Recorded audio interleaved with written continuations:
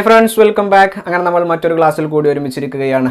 നമ്മൾ പഠിച്ചുകൊണ്ടിരിക്കുന്നത് 10ാം class physics. 10ാം class ഫിസിക്സിലെ 5ാമത്തെ ചാപ്റ്ററിൻ്റെ പേര് പ്രകാശത്തിൻ്റെ അപവർത്തനം, റിഫ്രാക്ഷൻ ഓഫ് ലൈറ്റ്, പ്രകാശത്തിൻ്റെ അപവർത്തനം എന്നുള്ള ചാപ്റ്ററിലെ 4ാമത്തെ ക്ലാസ്സാണ്. 4ാമത്തെ ക്ലാസ്സിലേക്ക് എല്ലാവർക്കും സ്നേഹം നിറഞ്ഞ സ്വാഗതം. കഴിഞ്ഞ ക്ലാസ്സിൽ നമ്മൾ കോൺകേവ് ലെൻസ് അതുപോലെ കോൺവെക്സ് ലെൻസ്, 2 തരം ലെൻസുകൾ ഉണ്ടെന്ന് പറഞ്ഞിരുന്നു. ഏതൊക്കെയാണ് 2 തരം ലെൻസുകൾ? Which are the 2 types of lenses? First one convex lens, second one concave lens. ഈ 2 ലെൻസുകൾ എന്താണ് എന്ന് കഴിഞ്ഞ ക്ലാസ്സിൽ നമ്മൾ പരിചയപ്പെട്ടു. അതുപോലെ ഈ 2 ലെൻസുകൾക്കുള്ള പ്രിൻസിപ്പൽ ആക്സിസ്, മുഖ്യ അക്ഷം, സെൻറ്റർ ഓഫ് കർവേച്ചർ, വക്രത കേന്ദ്രം, മെയിൻ ഫോക്കസ്, മുഖ്യ ഫോക്കസ്, ഇത്തരം കാര്യങ്ങളൊക്കെ കഴിഞ്ഞ ക്ലാസ്സിൽ നമ്മൾ ഡിസ്കസ് ചെയ്തു. ഞാൻ സൂചിപ്പിച്ചിരുന്നു അടുത്ത ക്ലാസ്സിൽ നമുക്ക് പഠിക്കാനുള്ളത് ചില ഇക്വേഷൻസും അതുപോലെ ഇമേജ് ഫോർമേഷനുമാണ്. ലെൻസുമായി ബന്ധപ്പെട്ട ചില സമവാക്യങ്ങളും അതുപോലെ പ്രതിബിംബ രൂപീകരണവുമാണ് അടുത്ത ക്ലാസ്സിൽ നമുക്ക് പഠിക്കാനുള്ളത്. അപ്പോൾ ഈ ഒരു ക്ലാസ്സോടുകൂടി, ഈ ഒരു പാർട്ടോടുകൂടി, 4ാമത്തെ ക്ലാസ്സോടുകൂടി ചാപ്റ്ററിലെ എല്ലാ കണ്ടൻറ്റും നമ്മൾ അവസാനിപ്പിക്കും. അതായത് നമുക്കിനി പഠിക്കാനുള്ളത് ഈ ലെൻസുമായി ബന്ധപ്പെട്ട 2 തരം ലെൻസുകൾ ഉണ്ടെന്ന് പറഞ്ഞല്ലോ. ഏതൊക്കെയാണ് 2 തരം ലെൻസുകൾ? ഒന്ന് കോൺവെക്സ് ലെൻസ്, മറ്റൊന്ന് കോൺകേവ് ലെൻസ് അല്ലേ. ഈ 2 ലെൻസുകളുമായി ബന്ധപ്പെട്ട ചില ഇക്വേഷൻസ്, ചില സമവാക്യങ്ങൾ, അതുപോലെ ഇമേജ് ഫോർമേഷൻ, പ്രതിബിംബ രൂപീകരണങ്ങൾ, ഈ 2 കാര്യങ്ങളാണ് പഠിക്കാനുള്ളത്. ഈ ഇക്വേഷൻസും പ്രതിബിംബ രൂപീകരണവും ഇമേജ് ഫോർമേഷനും ഒക്കെ നമ്മൾ 4ാമത്തെ ചാപ്റ്ററിൽ ഓൾറെഡി പഠിച്ചതാണ്. അപ്പോൾ പെട്ടെന്ന് പറഞ്ഞു പോയാലും നിങ്ങൾക്ക് എന്ത് ചെയ്യും, നല്ലവണ്ണം മനസ്സിലാവും കഴിഞ്ഞ ചാപ്റ്റർ നന്നായിട്ട് ശ്രദ്ധിച്ചവർക്ക്. ഓക്കെ, അപ്പോൾ ആ 2 കാര്യങ്ങൾ കൂടെ പഠിച്ചു കഴിഞ്ഞാൽ നമ്മളുടെ ഈ ഒരു ചാപ്റ്റർ എന്ത് ചെയ്യാണ്, അവസാനിക്കുകയാണ്. പിന്നെ ഒരു 5ാമത്തെ പാർട്ടും കൂടി നമ്മൾ ഈ ഒരു ചാപ്റ്ററിന് ഉദ്ദേശിക്കുന്നുണ്ട്. അതായത് എല്ലാ ചാപ്റ്ററിലെയും പോലെ ഒരു പ്രോബ്ലം സോൾവിങ് പാർട്ട്, കണക്കുപരമായ ചോദ്യങ്ങൾക്ക് ഉത്തരം കണ്ടെത്തുന്ന ഒരു പാർട്ടും കൂടെ ആയാൽ ഈ ചാപ്റ്റർ 100% എന്തായി, കംപ്ലീറ്റ് ആയി. അപ്പോൾ എല്ലാവരും ക്ലാസ് ശ്രദ്ധിക്കാൻ നല്ലവണ്ണം റെഡി ആയിട്ടിരിക്കുക, മാനസികമായിട്ട് തയ്യാറെടുക്കുക. ഒരിക്കൽ കൂടി സ്വാഗതം. നമ്മൾ 2 കാര്യങ്ങളാണ് ഇന്നത്തെ ക്ലാസ്സിൽ പഠിക്കുന്നത്. ഒന്ന് ലെൻസുമായി ബന്ധപ്പെട്ട ഇക്വേഷൻസ്, സമവാക്യങ്ങൾ, മറ്റൊന്ന് ഇമേജ് ഫോർമേഷൻ, പ്രതിബിംബ രൂപീകരണങ്ങൾ. അതിലോട്ട് പോയാലോ? All of you ready? Yes. 4ാമത്തെ ചാപ്റ്ററിൽ നമ്മൾ മിറർ ഇക്വേഷൻ പഠിച്ചിരുന്നല്ലോ, ദർപ്പണ സമവാക്യങ്ങൾ പഠിച്ചിരുന്നല്ലോ. അതുപോലെ 5ാമത്തെ ചാപ്റ്ററിൽ, അതായത് ഈ ചാപ്റ്ററിൽ നമുക്ക് ലെൻസ് ഇക്വേഷനാണ് പഠിക്കാനുള്ളത്. ലെൻസ് സമവാക്യം. ചെറിയ ഒരു വ്യത്യാസം മാത്രമേ ഉള്ളൂ. ബാക്കിയുള്ള കാര്യങ്ങളൊക്കെ നിങ്ങൾക്ക് പരിചയമുള്ള സംഗതികളാണ്. ഒരു ചിഹ്നത്തിൽ അങ്ങോട്ടും ഇങ്ങോട്ടും ഒക്കെ ഒരു ചെറിയ മാറ്റമുള്ളൂ. ബാക്കിയുള്ള കാര്യങ്ങളിലൊന്നും ഒരു മാറ്റവുമില്ല. അവിടെ എന്താണോ നമ്മൾ അക്ഷരങ്ങൾ പഠിച്ചത് ആ അക്ഷരങ്ങൾ തന്നെയാണ് ഇവിടെ. അവിടെ എങ്ങനെയാണോ ഇക്വേഷൻസിൻ്റെ സ്ട്രക്ചർ, ഘടന, അതേ ഘടനയാണ് ഇവിടെ. ബാക്കിയുള്ള കാര്യങ്ങൾക്കൊന്നും വ്യത്യാസമില്ല. ഓക്കെ, അപ്പോൾ നമുക്ക് ലെൻസ് ഇക്വേഷനിലോട്ട് പോയാലോ? എല്ലാവരും ലെൻസ് ഇക്വേഷൻ പഠിക്കാൻ റെഡിയാണോ? ലെൻസ് സമവാക്യം പഠിക്കാൻ റെഡിയാണോ? എല്ലാവരും റെഡിയാണെന്ന് വിചാരിക്കുന്നു. ബോർഡിലോട്ട് നോക്കിക്കോ. കുറച്ചധികം ഇക്വേഷൻസ് ഞാൻ ബോർഡിൽ എഴുതിയിട്ടുണ്ട്. വളരെ സിമ്പിൾ ഇക്വേഷൻസ് ആണ്. എല്ലാവരും എഴുതിയെടുക്കുക. എല്ലാവർക്കും മനസ്സിലാക്കാനുള്ള ശേഷി ദൈവം തരുമാറാവട്ടെ. ശ്രദ്ധിച്ചു. എന്താണ് ലെൻസ് ഇക്വേഷൻ? എന്താണ് ലെൻസ് സമവാക്യം? ലെൻസ് സമവാക്യം ഇതെൻ്റെ കൂടെ പഠിച്ചോ. 1/f = 1/f = 1/v - 1/u, 1/v - 1/u. ദർപ്പണ സമവാക്യം മിറർ ഇക്വേഷൻ്റെ കേസിൽ ഇവിടെ ചിഹ്നം പ്ലസ് ആയിരുന്നു. ഓർക്കുന്നുണ്ട്. അതിൽ നിന്നൊരു ചെറിയ വ്യത്യാസം, 1/v - 1/u. ഓക്കെ, ആ ചിഹ്നങ്ങളൊന്നും നിങ്ങൾ മൈൻഡ് ചെയ്യേണ്ട. ആ ഇക്വേഷൻസ് ആണ്, അതുപോലെ കാണാതെ പഠിക്കുക. എന്നാൽ എല്ലാവരും ലെൻസ് ഇക്വേഷൻ പറഞ്ഞോ, ലെൻസ് സമവാക്യം പറഞ്ഞോ, ലെൻസ് ഇക്വേഷൻ പറഞ്ഞോ. 1/f = 1/v - 1/u, 1/f = 1/v - 1/u. എന്താണ് ഈ എഫ്? നമ്മൾ കഴിഞ്ഞ ക്ലാസ്സിൽ പഠിച്ചതാണ്, കഴിഞ്ഞ ചാപ്റ്ററിൽ പഠിച്ചതാണ്. ഫോക്കൽ ലെങ്ത്, ഫോക്കസ് ദൂരം. എന്താണ് വി? എന്താണ് വി? നമ്മൾ പഠിച്ചിട്ടുണ്ട്. എന്താണ്? ലെൻസിൽ നിന്നും പ്രതിബിംബത്തിലേക്കുള്ള ദൂരം. എന്താണ്? ലെൻസിൽ നിന്നും പ്രതിബിംബത്തിലേക്കുള്ള ദൂരം. The distance between lens and image. 4ാമത്തെ ചാപ്റ്ററിൽ മിറർ ആയിരുന്നു. എന്നാൽ ഈ ചാപ്റ്ററിൽ മിറർ അല്ല, പിന്നെ ആരാ? ലെൻസാണ്. ദെൻ എന്താണ് യു? അപ്പോൾ നിങ്ങൾക്കറിയാം യു എന്താ? Distance between lens and object. ലെൻസും വസ്തുവും തമ്മിലുള്ള ദൂരം. ഓക്കെ, അപ്പോൾ അക്ഷരങ്ങൾ പരിചയപ്പെട്ടല്ലോ. എഫ് ഫോക്കൽ ലെങ്ത്, ഫോക്കസ് ദൂരം. വി പ്രതിബിംബവും ലെൻസും തമ്മിലുള്ള ദൂരം. Distance from lens to image. U വസ്തുവും ലെൻസും തമ്മിലുള്ള ദൂരം. Distance between lens and object. ഇനി ഈ ഇക്വേഷന് ചെറിയൊരു വ്യത്യാസം വരുത്തി. ഇതിൽ 3 ആളുകളാണ് ഉള്ളത്. ആരൊക്കെയാണ് 3 ആളുകൾ? F, V, U. ക്വസ്റ്റ്യനിൽ ചിലപ്പോൾ എഫ് കണ്ടുപിടിക്കാനായിരിക്കും. അപ്പം നമ്മളൊരു ഇക്വേഷൻ ഉപയോഗിക്കേണ്ടി വരും. ആ ഇക്വേഷൻ എന്ന് പറഞ്ഞാൽ ഇതിലൊരു ചെറിയ മാറ്റം വരുത്തിയിട്ടുണ്ടാക്കുന്ന ഇക്വേഷനാണ്. ഈ ഇക്വേഷൻ ഉണ്ടല്ലോ, അതിലൊരു ചെറിയ മാറ്റം വരുത്തിയിട്ടുണ്ടാക്കുന്ന ഒരു ഇക്വേഷനാണ് എഫ് കണ്ടുപിടിക്കാൻ ഒരു ഇക്വേഷൻ. ചിലപ്പോൾ എഫും തരും, അതുപോലെ വിയും തരും. എന്ത് കണ്ടുപിടിക്കാനായിട്ട് പറയും? വി കണ്ടുപിടിക്കാനായിട്ട് പറയും. അപ്പോൾ വി കണ്ടുപിടിക്കാൻ നമ്മളൊരു ഇക്വേഷൻ നമുക്ക് പഠിക്കേണ്ടതുണ്ട്. അതുപോലെ വിയും എഫും തന്നിട്ട് യു കണ്ടുപിടിക്കാൻ വേണ്ടി പറയും. അപ്പോൾ യു കണ്ടുപിടിക്കാൻ നമുക്കൊരു ഇക്വേഷൻ ആവശ്യമുണ്ട്. അപ്പോൾ ഈ ഒരു ഇക്വേഷനിൽ ചെറിയ ചെറിയ മാറ്റങ്ങൾ വരുത്തിയിട്ട് നമുക്ക് എഫ് കണ്ടുപിടിക്കാൻ ഒരു ഇക്വേഷൻ, അതുപോലെ വി കണ്ടുപിടിക്കാൻ ഒരു ഇക്വേഷൻ, അതുപോലെ യു കണ്ടുപിടിക്കാൻ ഒരു ഇക്വേഷൻ. ആ ഇക്വേഷൻസ് ആണ് ഈ സൈഡിൽ ഞാൻ എഴുതിയിട്ടുള്ളത്. കാണാണ്ടറിയണം. എന്താണ് ഒന്നാമത്തെ equation? F is equal to U V by U minus V. എന്താണ്? F is equal to U V by U minus V. കാണാണ്ട് പഠിച്ചോ? F is equal to U V by U minus V. ഇനി മറക്കുവോ? ഇല്ല. എന്താണ്? F is equal to U V by U minus V. പഠിച്ചു. Then U is equal to, U കണ്ടുപിടിക്കാനുള്ളത്, U is equal to U V F by V minus F. Vf by V minus F.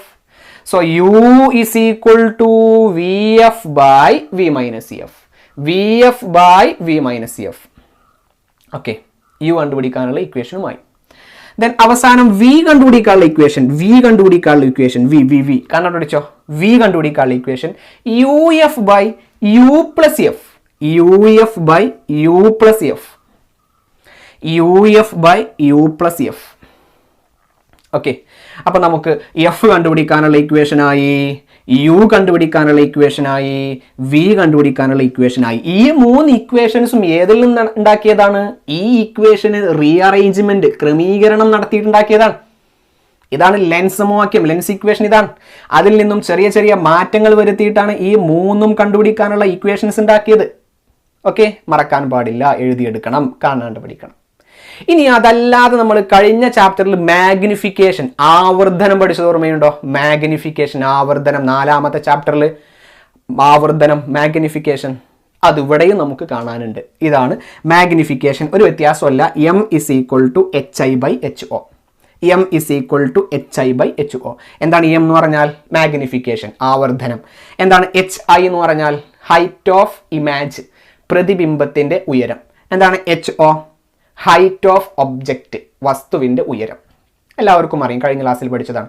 നമ്മൾ ആവർത്തനം കാണാൻ വേറെയും ഒരു equation കഴിഞ്ഞ ചാപ്റ്ററിൽ പഠിച്ചിട്ടുണ്ട്. എന്താണ് equation? M is equal to minus V by U ആയിരുന്നു.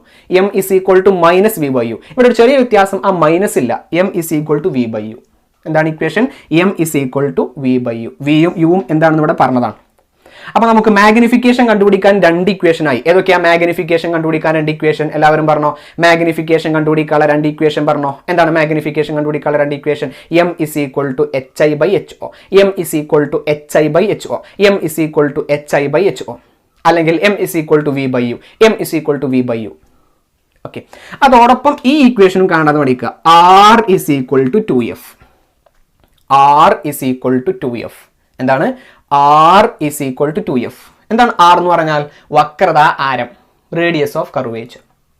റേഡിയസ് ഓഫ് കർവേച്ചർ, വക്രത ആരം എന്ന് പറഞ്ഞാൽ എന്തായിരിക്കും? ഫോക്കൽ ദൂരത്തിന്റെ ഇരട്ടി ആയിരിക്കും. It is the double of focal length. അതാണ് ഇതിന്റെ അർത്ഥം. Radius of curvature is the double of focal length.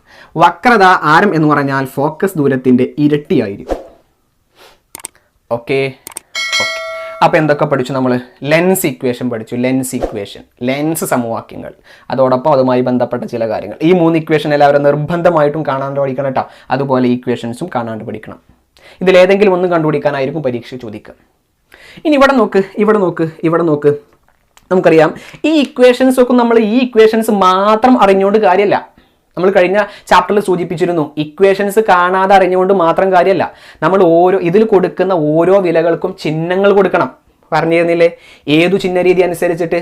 New Cartesian sign convention അനുസരിച്ചിട്ട് അല്ലേ? ന്യൂ കാർട്ടീഷ്യൻ ചിഹ്ന രീതി അനുസരിച്ചിട്ട് നമ്മൾ ഇതിൽ ഓരോ വിലകൾക്കും ചില സംഖ്യകൾക്ക് ചില ചിഹ്നങ്ങൾ കൊടുക്കണം. കഴിഞ്ഞ ചാപ്റ്ററിൽ പഠിച്ചതാണ്. വലത്തോട്ട് അളക്കുമ്പോൾ പോസിറ്റീവ്, ഇടത്തോട്ട് അളക്കുമ്പോൾ നെഗറ്റീവ്, മേലോട്ട് അളക്കുമ്പോൾ പോസിറ്റീവ്, താഴോട്ട് അളക്കുമ്പോൾ നെഗറ്റീവ്. അതല്ലേ ന്യൂ കാർട്ടീഷ്യൻ ചിഹ്ന രീതി. അതിലൊരു മാറ്റം വഴിയില്ല. എന്താ പറഞ്ഞു വന്ന്? ന്യൂ കാർട്ടീഷ്യൻ ചിഹ്ന രീതി അനുസരിച്ചിട്ട് എങ്ങനെയായിരുന്നു സൈൻ കൊടുക്കുക? The measurement towards right positive, the measurement towards left negative, the measurement upwards positive, the measurement downwards negative. അല്ലേ?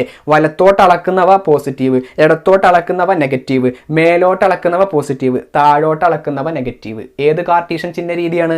ന്യൂ കാർട്ടീഷ്യൻ ചിഹ്ന രീതിയാണ്. New Cartesian sign convention. അത് ഇവിടെയുണ്ട്. അതറിഞ്ഞിരുന്നാലേ നമുക്ക് ശരിക്ക് പ്രോബ്ലം ചെയ്യാൻ പറ്റുള്ളൂ. ഇപ്പോൾ ഉദാഹരണത്തിന് ഒരു ചോദ്യത്തിൽ ഒരു ലെൻസിൻ്റെ 30 സെൻറ്റിമീറ്റർ മുന്നിൽ ഒരു വസ്തു വെച്ചു എന്ന് പറഞ്ഞു. ക്വസ്റ്റ്യനിൽ 30 സെൻറ്റിമീറ്റർ, ഒരു ലെൻസിൻ്റെ മുന്നിൽ 30 സെൻറ്റിമീറ്റർ അകലത്തിൽ ഒരു വസ്തു വെച്ചു. 30 സെൻറ്റിമീറ്റർ അകലത്തിൽ എന്ന് പറഞ്ഞാൽ u is equal to 30 centimetre എന്ന അർത്ഥം. പക്ഷേ ഇത് അതേപടി നമുക്ക് ഇക്വേഷനിൽ കൊടുക്കാൻ പറ്റൂല. കാരണം എന്താ? അവിടെ ന്യൂ കാർട്ടീഷ്യൻ ചിഹ്ന രീതി അനുസരിച്ചിട്ട് എന്ത് കൊടുക്കണം? ചിഹ്നം കൊടുക്കണം. അത് ചിലപ്പോൾ -30 അല്ലെങ്കിൽ +30. അതിനനുസരിച്ച് നമ്മൾ ചിഹ്നം കൊടുക്കണം. അത് ന്യൂ കാർട്ടീഷ്യൻ ചിഹ്ന രീതി അറിയണം എന്നൊക്കെ പറഞ്ഞിട്ടുണ്ടായിരുന്നു. പക്ഷെ ഇവിടെ നമ്മൾ ന്യൂ കാർട്ടീഷ്യൻ ചിഹ്ന രീതി ഒന്നും നിങ്ങൾ മൈൻഡ് ചെയ്യേണ്ട. ഞാൻ എന്ത് ചെയ്യുക? ആ ചിഹ്നങ്ങൾ, ഓരോ ലെൻസിൻ്റെയും ചിഹ്നങ്ങൾ എന്താണെന്നുള്ളത് ഞാൻ പറഞ്ഞുതരാം. ഓരോ ലെൻസിൻ്റെയും ചിഹ്നങ്ങൾ എന്താണെന്നുള്ളത്. 2 ലെൻസാണുള്ളത്. ഏതൊക്കെ 2 ലെൻസ്? കോൺവെക്സും കോൺകേവും അല്ലേ ഉള്ളത്. ആ 2 ലെൻസിൻ്റെ വിൻ്റെയും യുവിൻ്റെയും ചിഹ്നങ്ങൾ, എഫിൻ്റെയും ഒക്കെ ചിഹ്നങ്ങൾ പ്ലസ് ആണോ മൈനസ് ആണോ എന്നുള്ളത് ഞാനിപ്പോൾ പറഞ്ഞുതരാം ഈ ക്ലാസ്സിൽ. കാരണം ന്യൂ കാർട്ടീഷ്യൻ ചിഹ്ന രീതി നിങ്ങൾ എന്ത് ചെയ്യേണ്ട ആവശ്യമില്ല, കാണാണ്ട് പഠിക്കേണ്ട ആവശ്യമൊന്നുമില്ല. ഞാൻ ആ പറയുന്നത് നിങ്ങൾ കാണാണ്ട് പഠിച്ചാൽ മതി. അപ്പോൾ ഈ ഇക്വേഷൻസ് അറിഞ്ഞിട്ടും കാര്യമല്ല. ഇത് പഠിക്കുന്നതോടൊപ്പം ഓരോ ലെൻസിനനുസരിച്ചിട്ടും യുവിൻ്റെ ചിഹ്നം എന്താണ്, വിൻ്റെ ചിഹ്നം എന്താണ്, എഫിൻ്റെ ചിഹ്നം എന്താണ് എന്നറിഞ്ഞാലേ നമുക്ക് എന്ത് ചെയ്യാൻ പറ്റുള്ളൂ? കണക്ക് ചെയ്യാൻ പറ്റുള്ളൂ. എന്താ പറഞ്ഞത്? ഈ ഇക്വേഷൻസ് ഇതേപടി കാണാതെ അറിഞ്ഞിട്ട് കാര്യമില്ല. പിന്നെയോ ഓരോ ലെൻസിനനുസരിച്ചും യുവിൻ്റെ ചിഹ്നം, വിൻ്റെ ചിഹ്നം, എഫിൻ്റെ ചിഹ്നം എന്താണ് എന്നുള്ളതൊക്കെ അറിയണം. അതിനാണ് ഏത് ചിഹ്ന രീതി പഠിക്കുന്നത്? ന്യൂ കാർട്ടീഷ്യൻ ചിഹ്ന രീതി, ന്യൂ കാർട്ടീഷ്യൻ സൈൻ കൺവെൻഷൻ. പക്ഷേ ആ ന്യൂ കാർട്ടീഷ്യൻ ചിഹ്ന രീതി അത് വരച്ച് പഠിക്കുക എന്നുള്ളതൊക്കെ കുറച്ച് റിസ്ക് ഉള്ള കാര്യമാണ് പല കുട്ടികൾക്കും. അതുകൊണ്ട് ഓരോ ലെൻസിൻ്റെയും വിൻ്റെയും യുവിൻ്റെയും എഫിൻ്റെയും ചിഹ്നം എന്താണെന്നുള്ളത് 4ാമത്തെ ചാപ്റ്ററിൽ ഞാൻ പറഞ്ഞു തന്നിരുന്നു. അതുപോലെ പറഞ്ഞുതരാം. ഓക്കെ, അതവിടെ നിൽക്കട്ടെ. നമുക്ക് അടുത്ത അതിലേക്കാണ് പോകുന്നത്. ഇനി ശ്രദ്ധിച്ചോ, നമ്മൾ ഈ എം കണ്ടല്ലോ. എന്താണ് എം എന്ന് പറഞ്ഞാൽ? മാഗ്നിഫിക്കേഷൻ, ആവർത്തനം. വളരെ പ്രധാനപ്പെട്ട ഒരു പോയിന്റ് ഇനി പറയാൻ പോവാണ്. വളരെ പ്രധാനപ്പെട്ട പോയിന്റ്. ആവർത്തനം നെഗറ്റീവ് ആണെങ്കിൽ നമ്മൾ HIക്കും HOക്കും ഓരോ ചിഹ്നങ്ങൾ കൊടുക്കും. ന്യൂ കാർട്ടീഷ്യൻ ചിഹ്ന രീതി അനുസരിച്ചിട്ട് നമ്മൾ ഉത്തരം കണ്ടുപിടിക്കും. അങ്ങനെ കണ്ടുപിടിച്ച ഉത്തരത്തിൽ നെഗറ്റീവ് ആണെന്നുണ്ടെങ്കിൽ, ആവർത്തനം നെഗറ്റീവ് ആണെന്നുണ്ടെങ്കിൽ, നമ്മൾ കണ്ടുപിടിച്ച ആവർത്തനത്തിൻ്റെ ഉത്തരത്തിൽ നെഗറ്റീവാണ് ചിഹ്നം എന്നുണ്ടെങ്കിൽ പ്രതിബിംബം തലകീഴായതും യഥാർത്ഥവുമായിരിക്കും. എന്താ പറഞ്ഞത്? ആവർത്തനം നെഗറ്റീവ് ആണെങ്കിൽ പ്രതിബിംബം തലകീഴായതും യഥാർത്ഥവുമായിരിക്കും. If the magnification is negative, then the image will be inverted and real. അപ്പോൾ ആവർത്തനം പോസിറ്റീവ് ആണെങ്കിലോ? ആവർത്തനം നമുക്ക് കണ്ടുപിടിച്ച ഉത്തരത്തിലെ ആവർത്തനത്തിന്റെ ചിഹ്നം പ്ലസ് ആണ്. അങ്ങനെയാണെങ്കിലോ എന്തായിരിക്കും? പ്രതിബിംബം നിവർന്നതും മിഥ്യയുമായിരിക്കും. If the magnification is positive, then the image will be erect and virtual. ആ പോയിന്റ് കാണാതെ പഠിച്ചിരിക്കും. ഓക്കെ, അപ്പോൾ എക്സാമിന് ചോദിക്കുകയാണ്. ആവർത്തനം കണ്ടുപിടിച്ചപ്പോൾ ഒരു കുട്ടിക്ക് -2 എന്ന് ഉത്തരം കിട്ടി. -2 എന്താണ് പ്രത്യേകത? മിഥ്യയാണോ യഥാർത്ഥമാണോ? മൈനസ് ആണെങ്കിൽ യഥാർത്ഥമാണ്. Okay, if the magnification is -2, then what is the nature of the image? Image will be real. If the negative magnification, image will be real and inverted. തലകീഴായതായിരിക്കും. അതറിഞ്ഞിരിക്കുക. ഓക്കെ, അപ്പോൾ നമ്മൾ എന്തൊക്കെ പഠിച്ചു കഴിഞ്ഞു? ലെൻസ് ഇക്വേഷനും അതുമായി ബന്ധപ്പെട്ടിട്ടുള്ള ചില കാര്യങ്ങളും ലെൻസ് സമവാക്യവും അതുമായി ബന്ധപ്പെട്ടിട്ടുള്ള ചില കാര്യങ്ങളും. ഇനി ആ ചിഹ്നങ്ങൾ അറിയണം എന്ന് പറഞ്ഞല്ലോ. ഇതുമായി ബന്ധപ്പെട്ട കണക്കുപരമായ ചോദ്യങ്ങൾ അറിയണമെങ്കിൽ നമുക്ക് എന്തറിയണം? ചിഹ്നങ്ങൾ അറിയണം. നമുക്ക് ആ സൈൻ എങ്ങനെ കൊടുക്കണം എന്നറിയണം. അതിന് ന്യൂ കാർട്ടീഷ്യൻ ചിഹ്ന രീതി അറിയണം. We have to know new Cartesian sign convention. പക്ഷെ ആ ന്യൂ കാർട്ടീഷ്യൻ സൈൻ കൺവെൻഷൻ ഇല്ലാതെയും നമുക്കത് ചെയ്യാം. അത് ഓരോ ലെൻസിൻ്റെയും ചിഹ്നങ്ങൾ എങ്ങനെയാണ് വരിക എന്നുള്ളത് പറഞ്ഞുതരാൻ വേണ്ടി പോവാണ്. എല്ലാവരും റെഡിയല്ലേ? റെഡിയാണോ? ആ ചിഹ്നങ്ങളെ പരിചയപ്പെടാൻ റെഡിയാണോ? എന്നിട്ട് ആ ചിഹ്നങ്ങൾ കാണാണ്ട് പഠിക്കുക, എന്നിട്ട് ചോദ്യങ്ങൾക്കനുസരിച്ച് ആ ചിഹ്നങ്ങൾ കൊടുത്ത് ഈ ഇക്വേഷൻസ് ഉപയോഗിച്ച് നിങ്ങൾ കണക്ക് ചെയ്യുക. റെഡിയാണോ? Yes, of course ready. മക്കളെ ശ്രദ്ധിച്ചോ, നേരത്തെ പഠിച്ച ഇക്വേഷൻസും അതുപോലെ ഈ ചിഹ്നങ്ങളെ കുറിച്ച് ഒരു അറിവും ഉണ്ടായിരുന്നാൽ ഈ ചാപ്റ്ററിൽ നിന്ന് ചോദിക്കുന്ന മാത്തമാറ്റിക്കൽ പ്രോബ്ലംസിന് വളരെ ഭംഗിയായിട്ട് ഉത്തരവെഴുതാൻ സാധിക്കും. വളരെ ഭംഗിയായിട്ട് ഉത്തരവെഴുതാൻ സാധിക്കും. നേരത്തെ പഠിച്ച ഇക്വേഷൻസ് ഓർമ്മ വേണം, അതുപോലെ ഈ ചിഹ്നങ്ങളും ഓർമ്മ വേണം. ഈ ചിഹ്നങ്ങൾ ഇപ്പോൾ ഞാൻ ഏതിൻ്റെ അടിസ്ഥാനത്തിലാണ് അപ്പോൾ ഈ ചിഹ്നങ്ങൾ ഞാൻ ബോർഡിൽ എഴുതിയിട്ടുള്ളത് നിങ്ങൾക്ക് പറഞ്ഞുതരാൻ വേണ്ടി പോകുന്നത്? ഏതിൻ്റെ അടിസ്ഥാനത്തിലാണ്? ന്യൂ കാർട്ടീഷ്യൻ ചിഹ്ന രീതിൻ്റെ അടിസ്ഥാനത്തിലാണ്, according to new Cartesian sign convention. അപ്പം നിങ്ങളത് പറഞ്ഞിട്ട് ബുദ്ധിമുട്ടിക്കണ്ടെന്ന് വിചാരിച്ചിട്ടാണ് ഓരോ ലെൻസിനും ഞാൻ എന്ത് ചെയ്തിട്ടുള്ളത്, ചിഹ്നങ്ങൾ ആദ്യമേ പറഞ്ഞു തരുന്നത്. അപ്പം നിങ്ങൾക്കത് ആലോചിച്ചിട്ട് ആ ചിഹ്നങ്ങൾ അതിൽ കൊടുത്തിട്ട് ഉത്തരം കണ്ടെത്താൻ വേണ്ടി പറ്റും. അപ്പോൾ നിങ്ങൾ ചോദ്യങ്ങൾ ഇങ്ങനെ വായിച്ചു നോക്കുകയാണ്. ചോദ്യം വായിച്ചു നോക്കുന്ന സമയത്ത് നിങ്ങൾ കണ്ടു ഒരു കോൺകേവ് ലെൻസിന് മുന്നിൽ, in front of a concave lens എന്നാണ് ചോദ്യത്തിലുള്ളതെങ്കിൽ, അപ്പോൾ കോൺകേവ് ലെൻസ് ആണ് ചോദ്യത്തിലുള്ളതെങ്കിൽ നിങ്ങൾ മനസ്സിലാക്കണം HIയും HOയും മാത്രം പോസിറ്റീവ് ആയിരിക്കും. ഏതൊക്കെയാ പോസിറ്റീവ്? HIയും HOയും പോസിറ്റീവ് ആയിരിക്കും. ഹോ ഹൈ പോസിറ്റീവ് എന്ന് പഠിച്ചാൽ മതി. ഹോ ഹൈ കോൺകേവ് ആണെങ്കിൽ കേട്ടോ, കോൺകേവ് ആണെങ്കിൽ ഹോ ഹൈ പോസിറ്റീവ്. എന്താ ഹോ എന്ന് പറഞ്ഞാൽ? ഹോ എന്ന് പറഞ്ഞാൽ എന്തായിരിക്കും? ഹോ HO. ഹൈ എന്ന് പറഞ്ഞാലോ HI. രണ്ടും എന്തായിരിക്കും? പോസിറ്റീവ് ആയിരിക്കും. ഹോ ഹൈ പോസിറ്റീവ്, അതായത് HOയും HIയും എന്തായിരിക്കും? പോസിറ്റീവ് ആയിരിക്കും. ഏത് ലെൻസ് ആണെങ്കിൽ? കോൺകേവ് ലെൻസ് ആണെങ്കിൽ. ഓക്കെ, ബാക്കി മൂന്നാളുകളുണ്ടല്ലോ. ആരൊക്കെയാ ബാക്കി മൂന്നാളുകൾ? UVF അതെന്തായിരിക്കും? നെഗറ്റീവ് ആയിരിക്കും. UVF ഇവരെന്തായിരിക്കും? നെഗറ്റീവ് ആയിരിക്കും. ബാക്കി രണ്ടെണ്ണം HIയും HOയും എന്തായിരിക്കും? പോസിറ്റീവ് ആയിരിക്കും. ഓക്കെ അല്ലേ?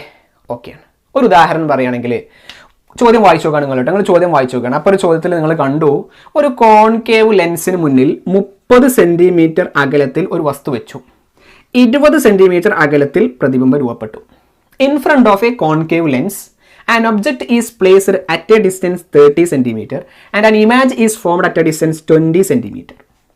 അപ്പോൾ നമുക്കറിയാം ഇത് U ആയിരിക്കും, ഇതെന്തായിരിക്കും? V ആയിരിക്കും. അപ്പോൾ നമ്മൾ ഇക്വേഷനൊക്കെ എഴുതി. F ആണ് കണ്ടുപിടിക്കാൻ പറഞ്ഞത്. Find the focal length, focus ദൂരം കണ്ടുപിടിക്കാനാണ് പറഞ്ഞത്. അപ്പോൾ നമ്മൾ ഫോക്കസ് ദൂരം കണ്ടുപിടിക്കാനുള്ള ഇക്വേഷനൊക്കെ എഴുതി. അതിലേക്ക് വെറുതെ അങ്ങോട്ട് കൊടുത്തിട്ട് കാര്യമല്ല, പിന്നെ ഇതിൻ്റെ ചിഹ്നം അറിയണം അല്ലേ? അപ്പോൾ നമുക്കറിയാം ലെൻസ് ഏതാണ് ചോദ്യത്തിൽ തന്നിട്ടുള്ളത്? കോൺകേവ് ലെൻസ് ആണ്. കോൺകേവ് ലെൻസ് ആണെങ്കിൽ നമുക്കറിയാം HIയും HOയും മാത്രം എന്തുള്ളൂ? പോസിറ്റീവ് ആയിട്ടുള്ളൂ. ബാക്കിയൊക്കെ എന്താണ്? നെഗറ്റീവ് ആണ്. അപ്പോൾ ഇതിൻ്റെ ചിഹ്നം എന്തായിരിക്കും? നെഗറ്റീവ്. ഇതിൻ്റെ ചിഹ്നം എന്തായിരിക്കും? നെഗറ്റീവ്. എന്നിട്ട് ഇത് അതിൽ ആ ഇക്വേഷനിൽ കൊടുത്താൽ മതി. -30 -20 കൊടുത്തിട്ട് ചെയ്യാം. നമ്മൾ ചോദ്യങ്ങൾ ചെയ്യുന്ന ഒരു പാർട്ട് വരും, അതിൽ വ്യക്തമായിട്ട് മനസ്സിലാവും. അപ്പോൾ നമുക്ക് കിട്ടുന്ന ഫോക്കൽ ലെങ്ത്തിലും എന്തായിരിക്കും ചിഹ്നം ഉണ്ടാവുക? മൈനസ് ആയിരിക്കും ചിഹ്നം ഉണ്ടാവുക. കാരണം എഫും എന്താണ്? മൈനസ് ആണ്, നെഗറ്റീവ്. അപ്പോൾ കോൺകേവ് ആണ് എന്ന് കണ്ടാൽ HIയും HOയും എന്തായിരിക്കും? പോസിറ്റീവ് ആയിരിക്കും. ബാക്കിയൊക്കെ എന്താ? നെഗറ്റീവ് ആണ്. ഇനി കോൺവെക്സ് ലെൻസിന്റെ കേസിൽ 2 കേസുകളുണ്ട്. കോൺവെക്സ് ചോദ്യം വായിച്ചു നോക്കുകയാണ്. ചോദ്യം വായിച്ചു നോക്കുന്ന സമയത്ത് നിങ്ങൾ കണ്ടു ഒരു കോൺവെക്സ് ലെൻസിന് മുന്നിൽ, in front of a convex lens എന്നാണ് ചോദ്യത്തിലുള്ളെങ്കിൽ എങ്ങനെയാണ് ചിഹ്നങ്ങൾ കൊടുക്കേണ്ടത്? അവിടെ 2 രീതിയാണുള്ളത്. ഒന്നാമത്തെ U greater than F ആണെങ്കിൽ, അല്ലെങ്കിൽ U less than F ആണെങ്കിൽ, ഈ 2 കേസുകളിലും ചിഹ്നം അങ്ങോട്ടും ഇങ്ങോട്ടും മാറും. U greater than F ഇതാണ് സാധാരണഗതിയിൽ ചോദിക്കാറുള്ളത്. സാധാരണഗതിയിൽ കോൺവെക്സ് ലെൻസ് ആണ്. നിങ്ങൾക്ക് U greater than F ആണോ U less than F ആണോ എന്നൊന്നും തിരിച്ചറിയാൻ സാധിക്കണില്ലെങ്കിൽ നിങ്ങൾ ഇതാണ് കണക്കിലെടുക്കേണ്ടത്. U greater than F. U greater than F ആണെങ്കിൽ, U greater than F എന്ന് പറഞ്ഞാൽ എന്താണെന്ന് ഞാൻ മനസ്സിലാക്കി തരാം. എന്താണ് U എന്ന് പറഞ്ഞാൽ? U ലെൻസിൽ നിന്നും വസ്തുവിലേക്കുള്ള ദൂരല്ലേ? The distance from lens to object അല്ലേ U? The distance from lens to object അല്ലെ? വസ്തുവിൽ നിന്നും ലെൻസിലേക്കുള്ള ദൂരമല്ലേ U? F പറഞ്ഞാൽ എന്താ? Focal length. ഒരു ചോദ്യം എങ്ങനെ ചോദിച്ചു വിചാരിച്ചോ? എന്താണ് U greater than F കൊണ്ട് മനസ്സിലാക്കുന്നത്? ഒരു ചോദ്യം എങ്ങനെ ചോദിച്ചു വിചാരിച്ചോ? 15 സെൻറ്റിമീറ്റർ ഫോക്കൽ ലെങ്ത് ഉള്ള ഒരു കോൺവെക്സ് ലെൻസിന് മുന്നിൽ, 15 സെൻറ്റിമീറ്റർ ഫോക്കൽ ലെങ്ത് ഉള്ള ഒരു കോൺവെക്സ് ലെൻസിന് മുന്നിൽ 30 സെൻറ്റിമീറ്റർ ഡിസ്റ്റൻസിൽ ഒരു ഒബ്ജക്റ്റ് വെച്ചു. 30 സെൻറ്റിമീറ്റർ ഡിസ്റ്റൻസിൽ ഒരു ഒബ്ജക്റ്റ് വെച്ചു. 30 സെൻറ്റിമീറ്റർ അകലത്തിൽ ഒരു വസ്തു വെച്ചു എന്ന് പറഞ്ഞാൽ U എത്രയാണ്? 30. ഇവിടെ എന്താണ് നോക്കിയാൽ പ്രത്യേകത? U 30 ആണ്, F എന്താണ്? 15 ആണ്. അതായത് U കൂടുതലും F കുറവാണ്. അതാണ് ഒന്നാമത്തെ കേസ്. അങ്ങനെയാണെങ്കിൽ U greater than F ആണെങ്കിൽ നിങ്ങൾ കൊടുക്കേണ്ട രീതി എങ്ങനെയാണെന്ന് വെച്ചാൽ U high നെഗറ്റീവ്. അതായത് Uവും HIയും എന്തായിരിക്കും? നെഗറ്റീവ് ആയിരിക്കും. U high negative. യുവും എച്ച് ഐയും നെഗറ്റീവ് ആയിരിക്കും. ബാക്കി ആരൊക്കെയുള്ളത്? H O V F. ആരൊക്കെ ബാക്കി? H O V F. അവരെന്തായിരിക്കും? പോസിറ്റീവ് ആയിരിക്കും. ഏതൊക്കെയാ positive? H O V F അവരെന്തായിരിക്കും? പോസിറ്റീവ് ആയിരിക്കും. അപ്പൊ യു വലുതും എഫ് ചെറുതുമാണെങ്കിൽ യു വലുതും എഫ് ചെറുതുമാണെങ്കിൽ യു ഹൈ നെഗറ്റീവ്. ബാക്കി എച്ച് ഒ വി എഫ് എന്തായിരിക്കും? പോസിറ്റീവ് ആയിരിക്കും. ഇനി നേരെ തിരിച്ച് യു ലെസ് ദാൻ എഫ് ആണെങ്കിൽ ഉദാഹരണത്തിന് 20 സെന്റിമീറ്റർ ഫോക്കൽ ലെങ്ത് ഉള്ള 20 സെന്റിമീറ്റർ ഫോക്കസ് ദൂരമുള്ള ഫോക്കൽ ലെങ്ത് ഉള്ള ഒരു ലെൻസിന് മുന്നിൽ 10 സെന്റിമീറ്റർ അകലത്തിൽ ഒരു വസ്തു വെച്ചു. 10 സെന്റിമീറ്റർ അകലത്തിൽ ഒരു ഒബ്ജക്റ്റ് പ്ലേസ് ചെയ്തു. 10 സെന്റിമീറ്റർ ഡിസ്റ്റൻസ് ഒരു ഒബ്ജക്റ്റ് പ്ലേസ് ചെയ്തു. ഇവിടെ എന്താ പ്രത്യേകത? എഫ് കൂടുതലും യു കുറവുമാണ്. അതായത് യു ലെസ് ദാൻ എഫ് ആണ്. യു എഫിനെ അപേക്ഷിച്ച് കുറവാണ്. അങ്ങനെയാണെങ്കിൽ എങ്ങനെയാണ് ചിഹ്നം കൊടുക്കേണ്ടത്? യു ലെസ് ദാൻ എഫ് ആണെങ്കിൽ എങ്ങനെയാണ് ചിഹ്നം കൊടുക്കേണ്ടത്? U V negative. അങ്ങനെ വിളിച്ചാൽ മതി. എന്താണ്? U V negative. നമ്മളൊക്കെ നെഗറ്റീവാണ്. നമ്മളൊക്കെ നെഗറ്റീവാണ്. U V negative. ബാക്കിയോ? H I H O F ഇവരെന്തായിരിക്കും? പോസിറ്റീവ് ആയിരിക്കും. എന്താണ്? H I H O F ഇവരെന്തായിരിക്കും? പോസിറ്റീവ് ആയിരിക്കും. ഓക്കെ അല്ലേ? അപ്പം എന്താ നമ്മൾ പറഞ്ഞത്? യു വി എന്തായിരിക്കും? നെഗറ്റീവ് ആണ്. H O H I F എന്തായിരിക്കും? പോസിറ്റീവ് ആയിരിക്കും. മനസ്സിലായോ? അപ്പം ഇതാണ് ചിഹ്ന രീതികൾ. ഇനി കോൺവെക്സ് ലെൻസ് ആണ് യു ഗ്രേറ്റർ ദാൻ എഫ് ആണോ യു ലെസ് ദാൻ എഫ് ആണോ എന്ന് മനസ്സിലാകുന്നില്ല. കോൺവെക്സ് ലെൻസ് ആണ് യു ഗ്രേറ്റർ ദാൻ എഫ് ആണോ യു ലെസ് ദാൻ എഫ് ആണോ എന്ന് മനസ്സിലാകുന്നില്ല. കാരണം എഫ് ആണ് കണ്ടുപിടിക്കാൻ ചോദിച്ചിട്ടുള്ളത്. അങ്ങനെയാണെങ്കിൽ സാധാരണ ഉപയോഗിക്കേണ്ട ഏതാണ്? യു ഗ്രേറ്റർ ദാൻ എഫ് ആണോ യു ലെസ് ദാൻ എഫ് ആണോ എന്ന് മനസ്സിലാകുന്നില്ലെങ്കിൽ നിങ്ങൾ ഇതാണ് ഉപയോഗിക്കേണ്ടത്. ഓക്കെ, ഏത്? യു ഹൈ നെഗറ്റീവ്, ബാക്കിയൊക്കെ എന്ത്? പോസിറ്റീവ്. അപ്പോൾ ഈ ചിഹ്നങ്ങൾ ഇങ്ങനെ എഴുതിയെടുത്ത് കാണാണ്ട് പഠിക്കുക. ഇത് അറിഞ്ഞിരുന്നാൽ മാത്രമേ നമുക്ക് എന്ത് ചെയ്യാൻ വേണ്ടി പറ്റുള്ളൂ? ചോദ്യങ്ങൾ ചെയ്യാൻ വേണ്ടി പറ്റുള്ളൂ. ഓക്കെ അല്ലേ? ഓക്കെ, നന്നായിട്ട് എഴുതിയെടുക്കുക. ക്ലിയർ? അപ്പം നമ്മൾ എന്തൊക്കെ പഠിച്ചു കഴിഞ്ഞു? ഇക്വേഷൻസ് കണ്ടു കഴിഞ്ഞു. ചിഹ്നങ്ങൾ എങ്ങനെ കൊടുക്കണം, ഏത് ലെൻസിനനുസരിച്ച് സാഹചര്യങ്ങൾക്കനുസരിച്ച് ചിഹ്നങ്ങൾ എങ്ങനെ കൊടുക്കണം എന്ന് നമ്മൾ എന്ത് ചെയ്തു? കണ്ടു കഴിഞ്ഞു. ഇനി നമുക്കറിയാനുള്ളത് ഇമേജ് ഫോർമേഷനാണ്, പ്രതിബിംബ രൂപീകരണമാണ്. ഏറ്റവും കൂടുതൽ പ്രതിബിംബ രൂപീകരണം കോൺവെക്സ് ലെൻസിനാണ് ഏറ്റവും കൂടുതൽ പ്രതിബിംബ രൂപീകരണം ഉള്ളത്.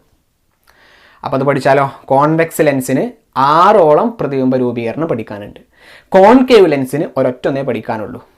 എന്നാൽ 4ാമത്തെ ചാപ്റ്ററിൽ കോൺകേവ് മിററിനായിരുന്നു കുറേ പഠിക്കാനുള്ളത്. കോൺവെക്സ് മിററിന് 1 പഠിക്കാനുള്ളായിരുന്നുള്ളൂ. അതിന് നേരെ ഓപ്പോസിറ്റ് ആണ് ഇവിടെ. കോൺവെക്സ് ലെൻസിന് 6 പഠിക്കാനുണ്ട്, കോൺകേവ് ലെൻസിന് 1 ചിത്രം പഠിക്കാനുള്ളൂ. ആ ചിത്രങ്ങൾ പഠിക്കൽ നിർബന്ധമാണ്. പരീക്ഷയ്ക്ക് ഇടയ്ക്ക് വരാറുണ്ട്.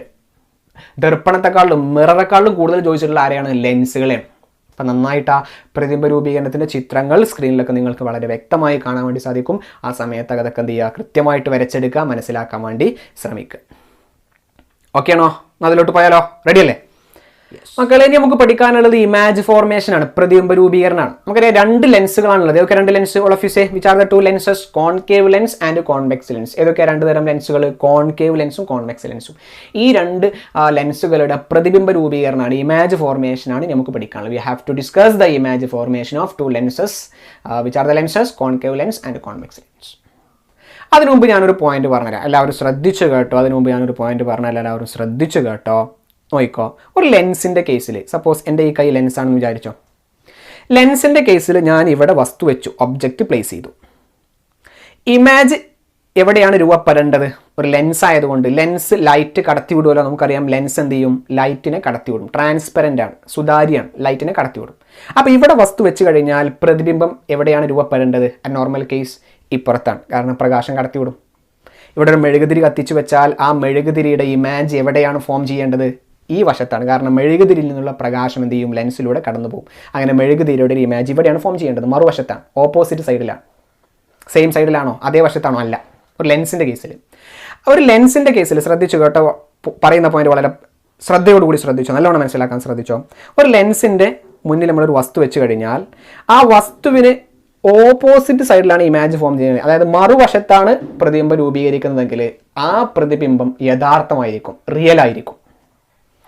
if the image is formed on the opposite side of the object, if the image is formed on the opposite side of the object, then the image will be real. വസ്തുവിന് എതിർവശത്താണ്, വസ്തു എവിടെയാണോ വെച്ചത് അതിന് എതിർവശത്താണ് പ്രതിബിംബം രൂപീകരിച്ചതെങ്കിൽ ആ പ്രതിബിംബം എന്തായിരിക്കും? യഥാർത്ഥമായിരിക്കും. എന്നാൽ വസ്തു എവിടെയാണോ, വസ്തു ഇവിടെ വെച്ചു, ഇവിടെ തന്നെ പ്രതിബിംബം ഉണ്ടായി, ഇതേ വശത്ത് തന്നെ പ്രതിബിംബം ഉണ്ടായാൽ അതെന്തായിരിക്കും? മിഥ്യ ആയിരിക്കും. എന്തായിരിക്കും? മിഥ്യ. If the image is formed on the same side of the object, if the image is formed on the same side of the object, then the image will be virtual. വസ്തു എവിടെയാണോ വെച്ചത് അവിടെ തന്നെ പ്രതിബിംബം രൂപീകരിച്ചാൽ, ആ വശത്ത് തന്നെ പ്രതിബിംബം രൂപീകരിച്ചാൽ, ആ വശം അതായത് വലതുഭാഗത്ത് വെച്ചു, വലതുഭാഗത്ത് തന്നെ പ്രതിബിംബം ഉണ്ടായി, അങ്ങനെയാണെങ്കിൽ അതെന്തായിരിക്കും? മിഥ്യാ പ്രതിബിംബമായിരിക്കും, വിർച്വൽ ഇമേജ് ആയിരിക്കും. ആ പോയിന്റ് ഒന്ന് മനസ്സിലാക്കി വെക്കുക. ഇനി രണ്ട് ലെൻസുകളാണുള്ളത്. ഏതൊക്കെ രണ്ട് ലെൻസ്? ഒന്ന് കോൺവെക്സ് ലെൻസും മറ്റൊന്ന് കോൺകേവ് ലെൻസും. കോൺകേവ് ലെൻസിന്റെ കേസിൽ ഒരൊറ്റ ചിത്രം മാത്രമേ നമുക്ക് വരച്ചു പഠിക്കാനുള്ളൂ. കോൺകേവ് ലെൻസിന്റെ കേസിൽ ഒരൊറ്റ ഇമേജ് ഫോർമേഷൻ മാത്രമേ ഉള്ളൂ. There only one image formation for concave lens. Concave lens അതായത് കോൺകേവ് ലെൻസിന്റെ മുന്നിൽ ഒരു വസ്തു വെച്ച് കഴിഞ്ഞാൽ വസ്തു ഏത് വശത്താണോ വെച്ചത് ആ വശത്ത് തന്നെയായിരിക്കും ഇമേജ് ഉണ്ടാവുക, പ്രതിബിംബം ഉണ്ടാവുക.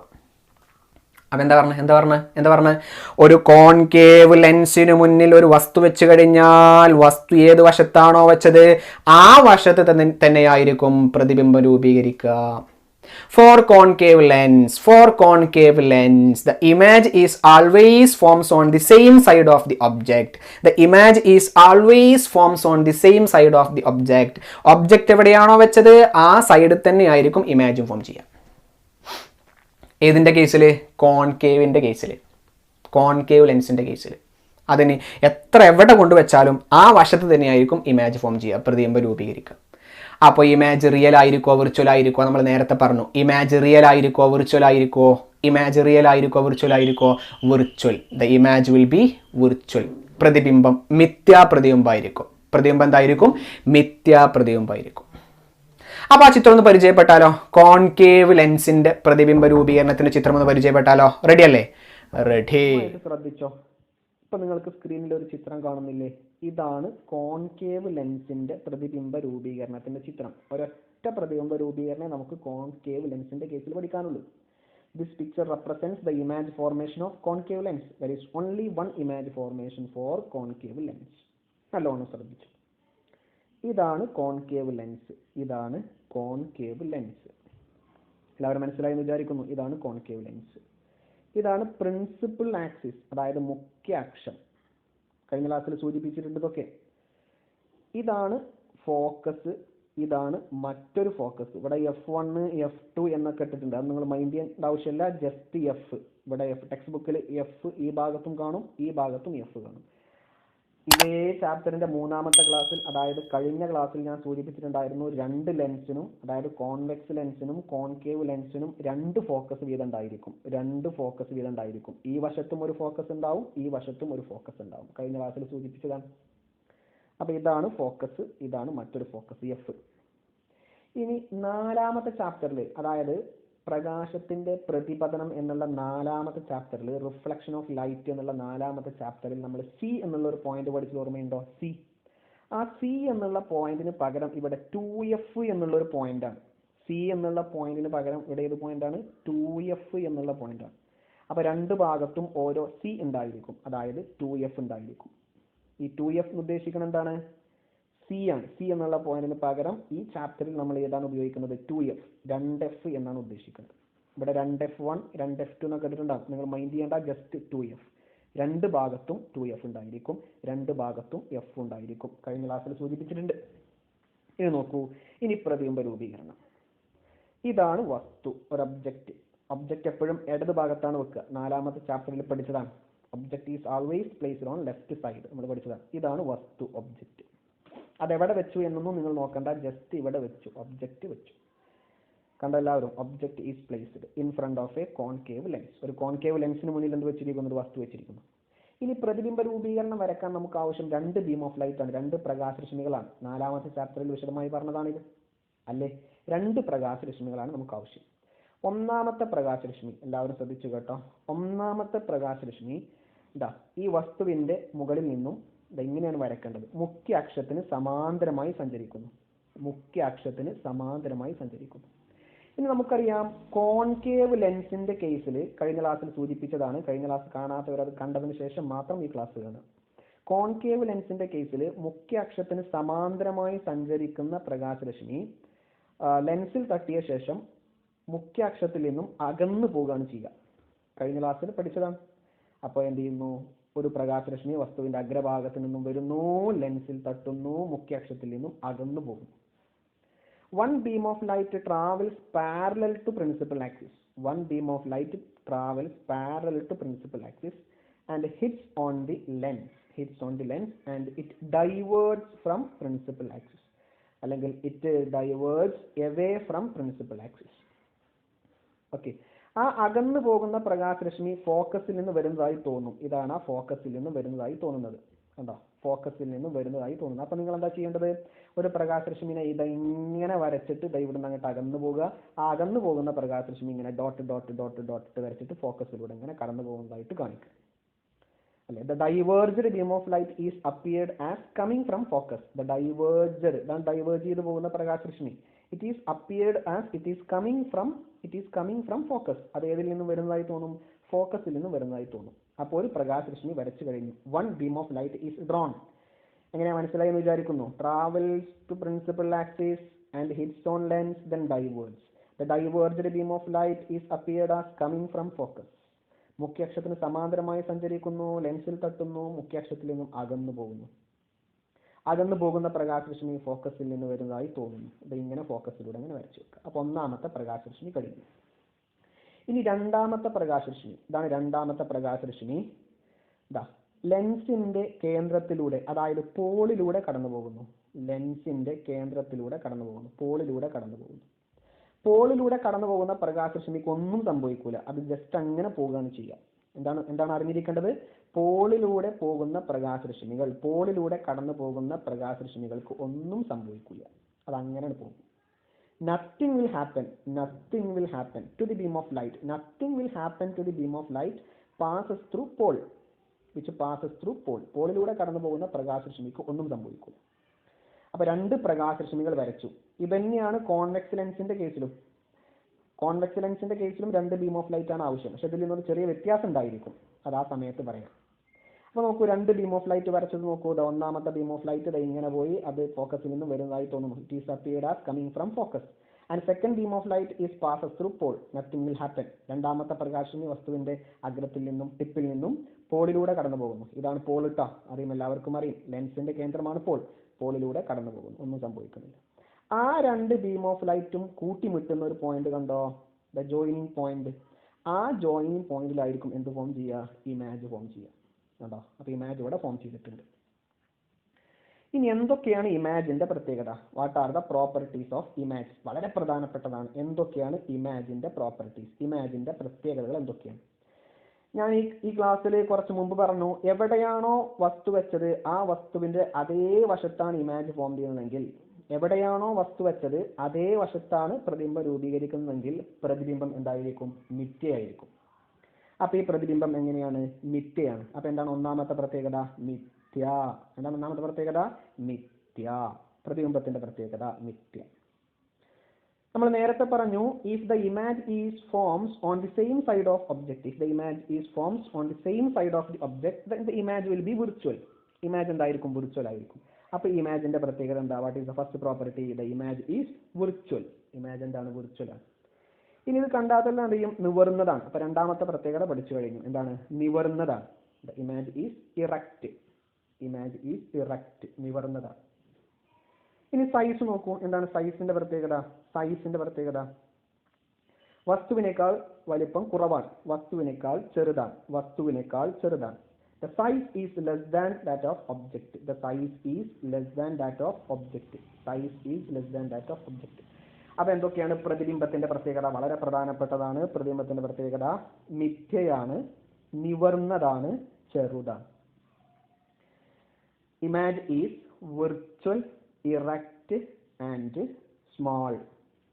അപ്പൊ ഇതാണ് മക്കളെ ഏതിന്റെ പ്രതിബിംബ രൂപീകരണം? ഏതിന്റെ പ്രതിബിംബ രൂപീകരണം? കോൺകേവ് ലെൻസിന്റെ പ്രതിബിംബ രൂപീകരണം. This is the image formation by concave lens. കാണാതെ പഠിക്കുക. അപ്പോൾ കോൺകേവ് ലെൻസിന്റെ ഇമേജ് ഫോർമേഷൻ പ്രതിബിംബ രൂപീകരണം, the image formation of concave lens, concave ലെൻസിന്റെ പ്രതിബിംബ രൂപീകരണം എല്ലാവരും കണ്ടു, മനസ്സിലാക്കി. ഇനി കോൺവെക്സ് ലെൻസിന്റെ പ്രതിബിംബ രൂപീകരണം. 4ാമത്തെ ചാപ്റ്ററിൽ നിങ്ങൾക്ക് ഓർമ്മയുണ്ടാവും, കോൺകേവ് മിററിന് നമ്മളൊരു 6 സിറ്റുവേഷൻ പഠിച്ചില്ലേ, 6 സാഹചര്യങ്ങൾ പഠിച്ചില്ലേ, 6 ചിത്രങ്ങൾ പഠിച്ചില്ലേ. അതുപോലെ ഇവിടെയും കോൺവെക്സ് ലെൻസിന്, അവിടെ കോൺകേവ് മിറർ ആണെങ്കിൽ ഇവിടെ കോൺവെക്സ് ലെൻസിനും അതുപോലെ 6 സിറ്റുവേഷൻസ്, 6 സാഹചര്യങ്ങളുണ്ട്. അപ്പോൾ 6 ചിത്രങ്ങളും ഉണ്ടാവും. ഓരോന്നും വളരെ പ്രധാനപ്പെട്ടതാണ്, പരീക്ഷയ്ക്ക് വരക്കാൻ വേണ്ടി ചോദിക്കാറുണ്ട്. അപ്പോൾ അവിടെ പഠിച്ച അതേപോലെ തന്നെയാണ് 4ാമത്തെ ചാപ്റ്ററിൽ കോൺകേവ് മിററിന് എങ്ങനെയാണോ പഠിച്ചത് അതുപോലെ തന്നെയാണ് ഇവിടെയും കോൺവെക്സ് ലെൻസിന്റെ കേസിലും. അപ്പോൾ ഇനി നമ്മൾ പഠിക്കാൻ പോകുന്നത് എന്താണ്? Image formation by convex lens. Convex ലെൻസിന്റെ പ്രതിബിംബ രൂപീകരണം. 6 സിറ്റുവേഷൻസ് ഇവിടെയുണ്ട്, 6 സാഹചര്യങ്ങൾ. ഒരു ചെറിയ മാറ്റം, കോൺകേവ് മിററിന്റെ കേസിൽ 4ാമത്തെ ചാപ്റ്ററിൽ നമ്മൾ എഫും സിയുമായിരുന്നു എടുത്തത്. എഫും സിയും നമുക്ക് ഓർമ്മയില്ലേ? ബിയോണ്ട് സി, അതായത് സിക്കപ്പുറം, അറ്റ് സി, സിയിൽ, ബിറ്റ്വീൻ സി ആൻഡ് എഫ്, സിക്കും എഫിനും ഇടയിൽ, ഇങ്ങനെയൊക്കെ നമ്മൾ പറഞ്ഞ ഓർമ്മയുണ്ടാവും. അവിടെ സി ആണ് ഉപയോഗിച്ചത്. ഇവിടെ സിക്ക് പകരം നമ്മൾ ഉപയോഗിക്കുന്നത് 2F എന്നുള്ളൊരു വാക്കാണ്. 2F. ഇപ്പോൾ സിക്ക് പകരം ഇവിടെ ഏതാണ് നമ്മൾ പ്രയോഗിക്കുന്നത്? 2F എന്നുള്ളൊരു സംഭവമാണ് ഇവിടെ പറയുന്നത്. ആ ഒരു വ്യത്യാസം മാത്രമേ ഉള്ളൂ. നമുക്ക് നോക്കല്ലേ, ഓരോന്നോരോന്ന് നോക്കിയാലോ. 6 സിറ്റുവേഷൻസ്. ആദ്യം ഞാൻ 6 സിറ്റുവേഷൻസും പറഞ്ഞുതരാം, അതിനുശേഷം നമുക്ക് അതിൻ്റെ ചിത്രങ്ങളും പരിചയപ്പെടാം. റെഡിയാണോ? യെസ്, നോക്കിക്കോ. If the object at infinity, വസ്തു അനന്തതയിലായിരിക്കുമ്പോൾ, വസ്തു എവിടെയാണ് നമുക്കറിയില്ല, അനന്തതയിലാണ്, അറ്റ് ഇൻഫിനിറ്റി. വസ്തു അനന്തതയിലാകുമ്പോൾ എവിടെയാണ് പ്രതിബിംബം രൂപീകരിക്കപ്പെടുന്നത്? Where the image is formed. The image is formed at focus. പ്രതിബിംബം എവിടെ രൂപപ്പെടുന്നു? ഫോക്കസിൽ രൂപപ്പെടുന്നു. അപ്പൊ അറ്റ് ഇൻഫിനിറ്റി, വസ്തു അനന്തതയിൽ, പ്രതിബിംബം ഫോക്കസിൽ, പ്രതിബിംബം ഫോക്കസിൽ, ഇമേജ് ഓൺ ഫോക്കസ്. രണ്ടാമത്തെ ഒബ്ജക്റ്റ് ഈസ് ബിയോണ്ട് 2F. ഞാൻ പറഞ്ഞു സിക്ക് പകരമാണ് ഇവിടെ ഏത് ഉപയോഗിക്കുന്നത്? 2F. Okay, object is beyond 2F. വസ്തു 2Fന് അപ്പുറം, വസ്തു 2Fന് അപ്പുറം. അപ്പോൾ ഇമേജ് എവിടെ ഫോം ചെയ്യുക? Image between F and 2F. Image between F and 2F. പ്രതിബിംബം എഫിനും 2Fനും ഇടയിൽ. പ്രതിബിംബം എഫിനും 2Fനും ഇടയിൽ. ഓക്കെ, അടുത്തത് object at 2F. Object at 2F. വസ്തു 2Fൽ, വസ്തു 2Fൽ. Then image also at 2F. പ്രതിബിംബം എവിടെ തന്നെയാണ്? 2Fൽ തന്നെയാണ്. പ്രതിബിംബം 2Fൽ തന്നെയാണ്. ഓക്കെ, ഇനി അടുത്തത് എല്ലാവരും ശ്രദ്ധിച്ചോ. അടുത്തത് object between F and 2F. Object between F and 2F. Object between F and 2F. വസ്തു എഫിനും 2Fനും ഇടയിൽ.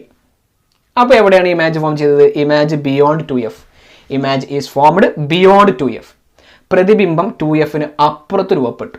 പ്രതിബിംബം 2Fന് അപ്പുറത്ത് രൂപപ്പെട്ടു. then അടുത്തത് object at F. Object at F. വസ്തു ഫോക്കസിൽ, വസ്തു ഫോക്കസിൽ. then ഇമേജോ അറ്റ് ഇൻഫിനിറ്റി. പ്രതിബിംബം ഇവിടെ രൂപപ്പെടുന്നു? അനന്തതയിൽ രൂപപ്പെടുന്നു, അനന്തതയിൽ. then last one object between F and pole. F and P എന്ന് പറഞ്ഞാൽ എഫ് ആൻഡ് പോൾ. വസ്തു എഫിനും പോളിനും ഇടയിൽ, വസ്തു എഫിനും പോളിനും ഇടയിൽ. അപ്പോൾ എവിടെ ഇമേജ് ഫോം ചെയ്തത്? Same side of the object. എവിടെയാണ് നമ്മൾ ഒബ്ജക്റ്റ് വെച്ചത്? അതേ സൈഡിൽ തന്നെ, വസ്തുവിൻ്റെ അതേ വശത്ത്. അപ്പോൾ ഒരു കാര്യം മനസ്സിലാക്കാം, ഇതൊക്കെ എവിടെ ഫോം ചെയ്യുന്നത്? അപ്പോൾ വസ്തു വെച്ചതിൻ്റെ ഓപ്പോസിറ്റ് സൈഡിലാണ് രൂപപ്പെടുന്നത്, മനസ്സിലാക്കണം. ഓക്കെ, അപ്പോൾ ഏതൊക്കെയാണ് 6 സാഹചര്യങ്ങൾ? ഇംഗ്ലീഷ് മീഡിയക്കാർ ശ്രദ്ധിച്ചോ. ആദ്യം at infinity, image at focus. Object beyond 2F. Object beyond 2F. Image between F and 2F. Object at F. Image at 2F. Object between F and 2F. Object between F and 2F. Image beyond 2F. Object at F. Image at infinity. Object between F and P. Object between F and P. Image same side of the object. Malayalam മീഡിയക്കാർ ശ്രദ്ധിച്ചോ. വസ്തു അനന്തതയിൽ, പ്രതിബിംബം ഫോക്കസിൽ. Okay, വസ്തു 2Fന് അപ്പുറം, പ്രതിബിംബം എഫിനും 2Fനും ഇടയിൽ. Okay, വസ്തു 2Fൽ പ്രതിബിംബം 2Fൽ തന്നെ. വസ്തു എഫിനും 2Fനും ഇടയിൽ, വസ്തു എഫിനും 2Fനും ഇടയിൽ, പ്രതിബിംബം 2Fനപ്പുറം. വസ്തു ഫോക്കസിൽ, പ്രതിബിംബം അനന്തതയിൽ. വസ്തു എഫിനും പീക്കും ഇടയിൽ, വസ്തു എഫിനും പീക്കും ഇടയിൽ, പ്രതിബിംബം വസ്തു വെച്ച അതേ വശത്ത്, പ്രതിബിംബം വസ്തു വെച്ച അതേ വശത്ത് രൂപപ്പെടുന്നു. അപ്പോൾ ഇതൊക്കെ വസ്തു വെച്ച അതേ വശത്തല്ല എന്ന് മനസ്സിലാക്കണം, മറുവശത്തായിരിക്കും ഉണ്ടാവുക. ഓക്കെ, ഇത് പഠിക്കാൻ വളരെ സുഖമാണ്. നോക്കൂ പേർ ചെയ്ത് പഠിക്കാം. ഒബ്ജക്റ്റ് അറ്റ് ഇൻഫിനിറ്റി ആയപ്പോൾ ഇമേജ് എവിടെ ഫോം ചെയ്തത്? അറ്റ് എഫിലല്ലേ. അതായത് വസ്തു അനന്തതയിലായപ്പോൾ പ്രതിബിംബം ഫോക്കസിൽ. അപ്പോൾ വസ്തു ഫോക്കസിലാവുമ്പോഴോ പ്രതിബിംബം ഇൻഫിനിറ്റിയിലേക്ക് വരാം, നേരെ opposite. If the object at focus, image at infinity. ഇത് രണ്ടും ഓപ്പോസിറ്റ് ആണ്, പഠിക്കാൻ വളരെ സുഖമാണ്. ഇനി വേറൊരു ഓപ്പോസിറ്റ് നോക്കൂ. Object beyond 2F, object beyond 2F ആയപ്പോൾ image is between F and 2F. വസ്തു 2Fന് അപ്പുറത്തായപ്പോൾ പ്രതിബിംബം എഫിനും 2Fനും ഇടയിൽ. അപ്പോൾ വസ്തു എഫിനും 2Fനും ഇടയിലാവുമ്പോഴോ പ്രതിബിംബം ബിയോണ്ട് 2Fനപ്പുറം. അതങ്ങനെ ക്ലബ് ചെയ്ത് പഠിക്കാൻ പറ്റും. ഓക്കെ, അപ്പോൾ ഇത് അറിഞ്ഞിരുന്നാലേ നമുക്ക് ചിത്രം വരക്കാൻ വേണ്ടി സാധിക്കുള്ളൂ. പരീക്ഷയ്ക്ക് ഇടയ്ക്ക് ചോദിക്കും, ഇതിലേതെങ്കിലും ഒന്ന് ചോദിക്കും. വസ്തു 2Fലായിരിക്കുമ്പോൾ പ്രതിബിംബം എവിടെ? വസ്തു 2Fലായിരിക്കുമ്പോൾ പ്രതിബിംബം 2Fൽ തന്നെ. കണ്ടോ, ഇത് കാണാണ്ടറിയണം. ഓക്കെ, അപ്പോൾ നമുക്കിത് ഓരോന്നും ചിത്രരൂപത്തിൽ പരിചയപ്പെട്ടാലോ? ഈ 6 സിറ്റുവേഷൻസും നമുക്ക് ചിത്രരൂപത്തിൽ ഓരോന്നും പരിചയപ്പെട്ടാലോ? ഈ 6 സിറ്റുവേഷൻസും. അപ്പോൾ ഒന്നുകൂടെ മനസ്സിലാവും. ആ ഓരോ സിറ്റുവേഷൻസിലും പ്രതിബിംബത്തിൻ്റെ, ഇമേജിൻ്റെ പ്രോപ്പർട്ടീസ് എന്താണ്, പ്രത്യേകതകൾ എന്താണെന്ന് കാണാണ്ടറിയണം. ഓക്കെ, ആ ചിത്രം എങ്ങനെ വരക്കാം, ടെക്സ്റ്റ് ബുക്കിൽ നിങ്ങളോട് വരക്കാൻ വേണ്ടി പറഞ്ഞിട്ടുണ്ട്. അതെങ്ങനെ വരക്കാം? ഓരോ ചിത്രങ്ങളിലും ഇമേജിൻ്റെ പ്രത്യേകത, പ്രതിബിംബത്തിൻ്റെ പ്രത്യേകത കാണാണ്ടറിയണം, ടെക്സ്റ്റ് ബുക്കിൽ പൂരിപ്പിക്കണം. ഓക്കെ, റെഡിയാണോ? എന്നാൽ ചിത്രങ്ങളിലോട്ട് പോയാലോ? വളരെ റെഡി. സ്ക്രീനിലോട്ട് നല്ലവണ്ണം ശ്രദ്ധിച്ചോ. ഇതാണ് കോൺവെക്സ് ലെൻസിന്റെ ഇമേജ് ഫോർമേഷന്റെ ഒന്നാമത്തെ situation. This is the first situation of the image formation of convex lens. Convex ലെൻസിന്റെ പ്രതിബിംബ രൂപീകരണത്തിന്റെ ഒന്നാമത്തെ ചിത്രമാണ് ഇത്. എന്തായിരുന്നു ഒന്നാമത്തെ സിറ്റുവേഷൻ? Object at infinity. വസ്തു എവിടെയാണ്? അനന്തതയിലാണ്. നമുക്കറിയില്ല വസ്തു എവിടെയാണ് ഇരിക്കുന്നത്, നമുക്കറിയില്ല, അനന്തതയിലാണ്. നോക്കൂ, ഇതാണ് ഇപ്പോൾ convex lens. This is the convex lens. This is the principal axis. This is the principal axis. This is the focus. നമുക്കറിയാം 2 ഫോക്കസ് ഉണ്ട്. അപ്പോൾ ഇവിടെ ഒരു ഫോക്കസ് ഉണ്ട്, ഇവിടെയും ഒരു ഫോക്കസ് ഉണ്ട്. ഈ F1 F2 എന്നുള്ളത് നിങ്ങൾ മൈൻഡ് ചെയ്യേണ്ട. ജസ്റ്റ് ഇവിടെ എഫ്, ഇവിടെയും എഫ്. അതുപോലെ 2 2F ഉണ്ടായിരിക്കും. ഈ 2F എന്നുള്ളത് ഏതിന് പകരമുള്ള പോയിന്റാണ്? സി എന്നുള്ള പോയിന്റിന് പകരമുള്ള പോയിന്റാണ് 2F. ഇവിടെയും ഒരു 2F ഉണ്ടായിരിക്കും. ഓക്കെ ആണല്ലോ?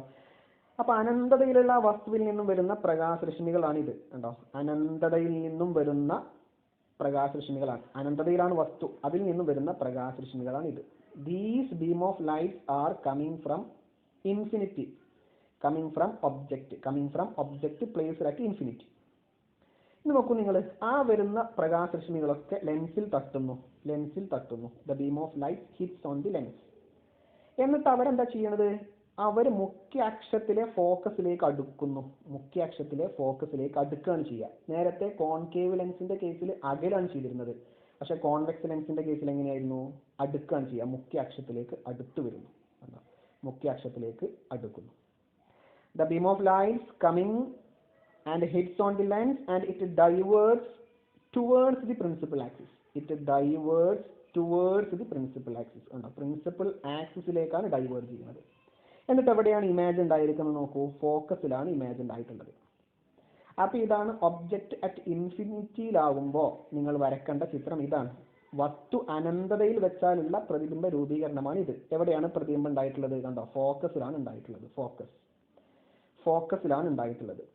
The image is formed at ഫോക്കസിലാണ് ഉണ്ടായിട്ടുള്ളത്. ഇവിടെ ഈ വശത്താണ് വസ്തു ഉള്ളത്. ഇമേജ് എവിടെ ഫോം ചെയ്തത്? അതിന്റെ ഓപ്പോസിറ്റ് സൈഡിലാണ് അല്ലേ? അതിന്റെ മറുവശത്താണ് ഉണ്ടായിട്ടുള്ളത്. പ്രതിബിംബം മറുവശത്താണ് ഉണ്ടാകുന്നതെങ്കിൽ നമുക്കറിയാം പ്രതിബിംബം എന്തായിരിക്കും? യഥാർത്ഥം, അതായത് റിയൽ ആയിരിക്കും. അപ്പൊ എന്താണ് ഈ ഇമേജിന്റെ പ്രത്യേകത? ഒന്നാമത്തെ പ്രത്യേകത എന്താ? ഇമേജിന്റെ ഒന്നാമത്തെ പ്രത്യേകത, ഇവിടെയാണ് ഒബ്ജക്റ്റ് ഉള്ളത്, ഇവിടെയാണ് വസ്തു ഉള്ളത്, അതിന് ഓപ്പോസിറ്റ് സൈഡിലാണ് ഉണ്ടായിട്ടുള്ളത്, മറുവശത്താണ് ഉണ്ടായിട്ടുള്ളത്. അതുകൊണ്ട് ഇമേജിന്റെ ഒന്നാമത്തെ പ്രത്യേകത എന്താ? യഥാർത്ഥമാണ്, അതായത് റിയൽ ആണ്. Real real. അപ്പോൾ ഒന്നാമത്തെ പ്രത്യേകത പഠിച്ചു. എന്താണ് ഒന്നാമത്തെ പ്രത്യേകത? റിയൽ, അതായത് യഥാർത്ഥം. ഈ രണ്ടാമത്തെ പ്രത്യേകത നമുക്ക് തിരിച്ചറിയാൻ സാധിക്കുന്നില്ല എന്ന് പറഞ്ഞാൽ വളരെ ചെറുതാണ്. എന്താണ്? വളരെ ചെറുതാണ്. ഡിമിനിഷ്ഡ്. ഇമാജ് ഈസ് ഡിമിനിഷ്ഡ്, വളരെ ചെറുതാണ്. ഇൻവേർട്ടഡ് ആയിരിക്കും കേട്ടോ, ഇൻവേർട്ടഡ് ആയിരിക്കും, തല കീഴായതായിരിക്കും. അതൊക്കെയാണ് ഇതിന്റെ പ്രത്യേകത. ജസ്റ്റ് ഇങ്ങനെ വരച്ചാൽ മതി നിങ്ങൾ. അപ്പൊ എന്തൊക്കെയാണ് ഇമാജിന്റെ പ്രത്യേകതകൾ? ഇമാജിന്റെ പ്രത്യേകതകൾ എന്തൊക്കെയാ? പ്രതിബിംബത്തിന്റെ പ്രത്യേകത വളരെ പ്രധാനപ്പെട്ടതാണ്, വളരെ പ്രധാനപ്പെട്ടതാണ്. ഇമാജിന്റെ പ്രത്യേകത എന്താണ്? ഇമാജിന്റെ പ്രത്യേകത യഥാർത്ഥമാണ്, വളരെ ചെറുതാണ്, തല കീഴായതാണ്. Real, diminished and inverted. അപ്പൊ ഈ ചിത്രം വരച്ചു വെക്കുക.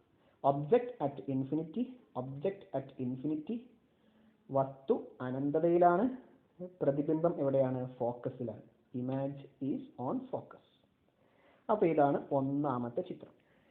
ഇനി രണ്ടാമത്തെ ചിത്രം. രണ്ടാമത്തെ സിറ്റുവേഷൻ ഏതായിരുന്നു? രണ്ടാമത്തെ situation object is beyond 2f. Object is beyond 2f. വസ്തു 2fന് അപ്പുറം. ഇത് കണ്ടോ? ഇതാണ് 2f. ഇവിടെ വസ്തു വെച്ചിരിക്കുന്നത് എവിടെയാണ്?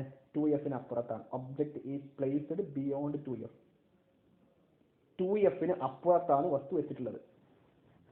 ഇനി എങ്ങനെയാണ് പ്രതിബിംബം രൂപീകരിക്കുക? നമുക്കറിയാം, വസ്തു 2fന് അപ്പുറത്താണെങ്കിൽ പ്രതിബിംബം ഉണ്ടാവുന്നത് എഫിനും 2fനും ഇടയിലാണ്. പ്രതിബിംബം എഫിനും 2fനും ഇടയിൽ രൂപപ്പെടുന്നു.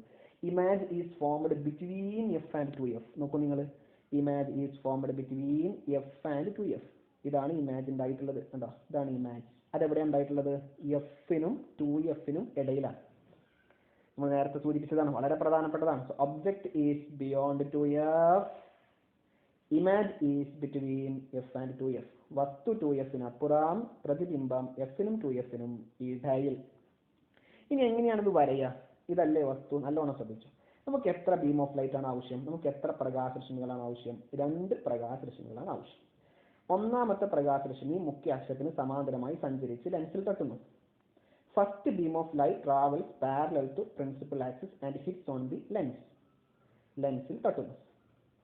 ക്ലിയർ അല്ലേ? ഹിറ്റ്സ് ഓൺ ദി ലെൻസ്, ലെൻസിൽ തട്ടുന്നു. ഹിറ്റ്സ് ഓൺ ദി ലെൻസ്, ലെൻസിൽ തട്ടുന്നു.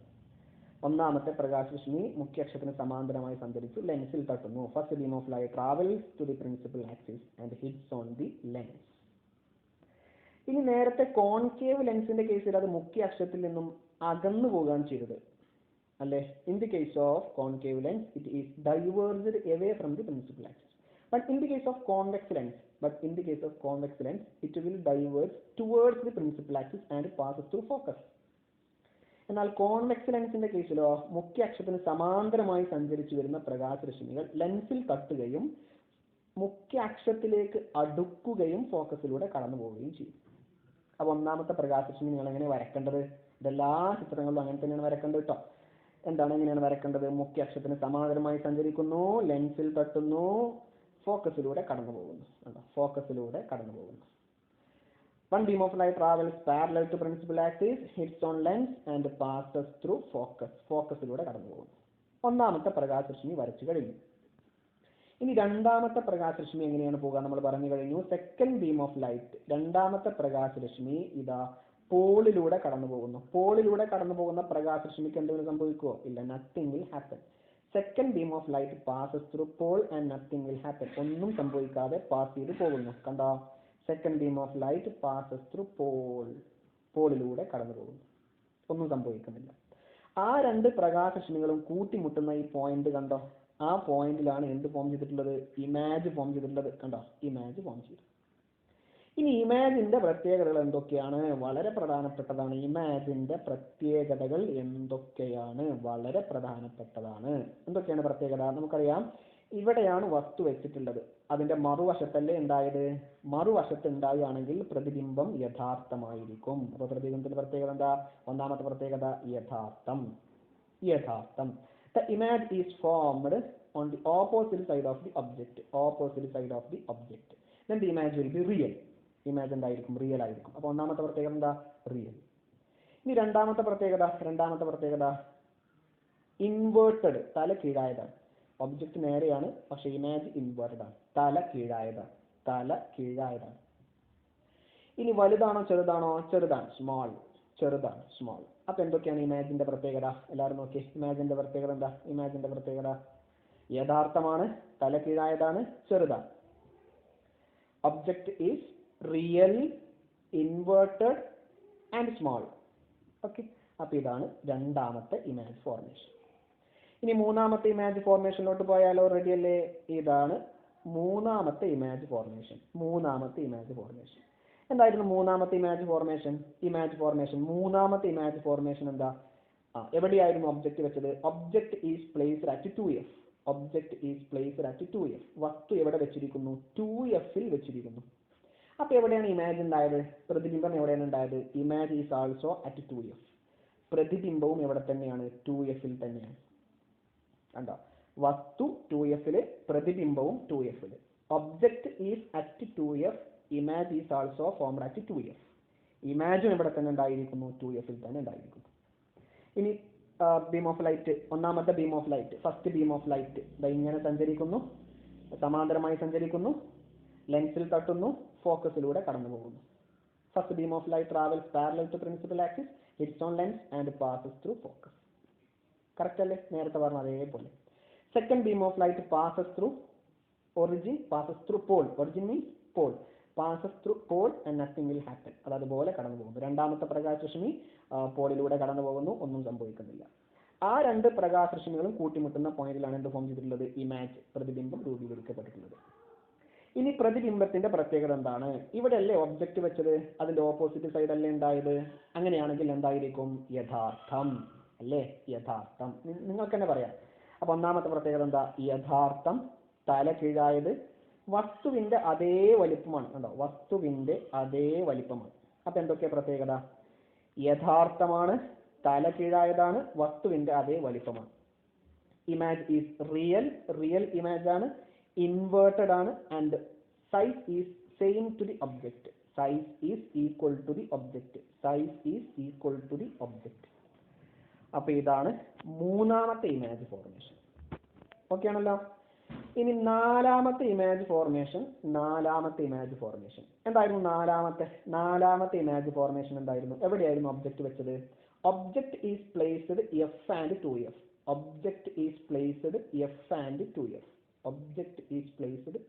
2f.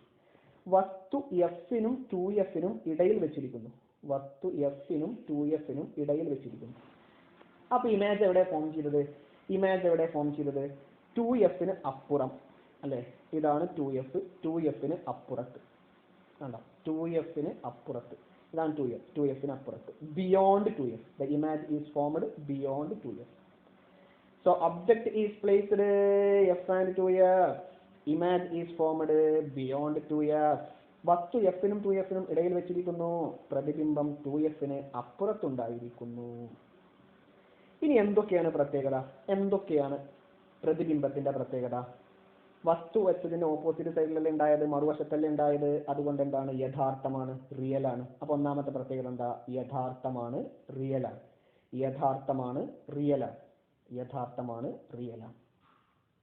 രണ്ടാമത്തെ പ്രത്യേകത എന്താ? തല കീഴായതാണ്.